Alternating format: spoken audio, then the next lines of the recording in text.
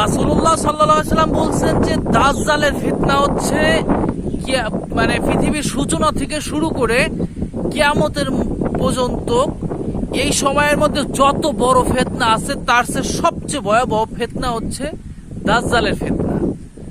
আর দাজ্জাল কি? দাজ্জাল শব্দের অর্থ হচ্ছে মিথ্যাবাদী, আর ফিতনা কি হচ্ছে বিভ্রান্ত করা বা সত্য মিথ্যা যাচাই না করা করতে পারা, এটা হচ্ছে ফিতনা। এখন আপনি চিন্তা করেন, এখন যদি কেউ ইসরায়েল থেকে বাড়ায় যে আমি মুসলমানদের সাহায্যকারী বা পৃথিবীর মানুষের সাহায্যকারী, তাহলে পৃথিবীর মানুষ সেটা মেনে নেবে? এই যে 200 কোটি মুসলমান আছে পৃথিবীতে, এটা কেউ মেনে নেবে? সবাই জানবে যে ইসরায়েলরা তো মুসলিমদের শত্রু, সারা পৃথিবীর সমস্ত মানুষ জানে।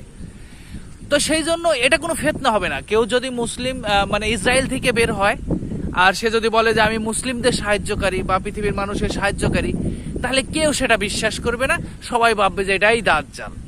তাহলে দাজ্জাল এমন এক জায়গায় থেকে বাইর হবে যেখানে আপনি কল্পনাও করতে পারবেন না। সে আপনি সারা পৃথিবীর মুসলমানরা ভাইবে মিলে যে আরে এ তো আমাদের মাসিহা, এ তো আমাদের সাহায্যকারী। পৃথিবীর কোনো মুসলিম শাসক যখন এই আমেরিকা ইসরায়েলের বিরুদ্ধে কথা বলতেছে না, আরে এ তো আমাদের সাহায্যকারী, এ তো আমাদের মাসিহা, এই তো একমাত্র ইমানদার।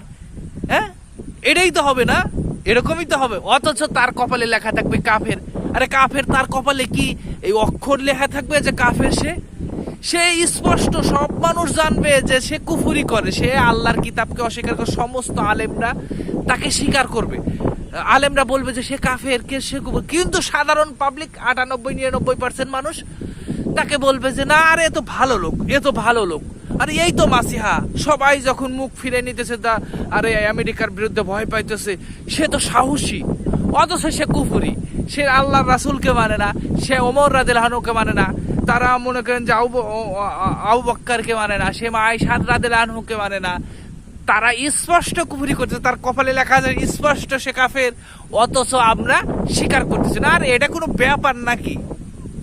এইটাই হলো দাজ্জালের ফিতনা রে ভাই, এটাই দাজ্জালের ফিতনা। এটা যদি বুঝতে না পারো তাহলে এর চেয়ে দুঃখজনক আর কিছু নাই।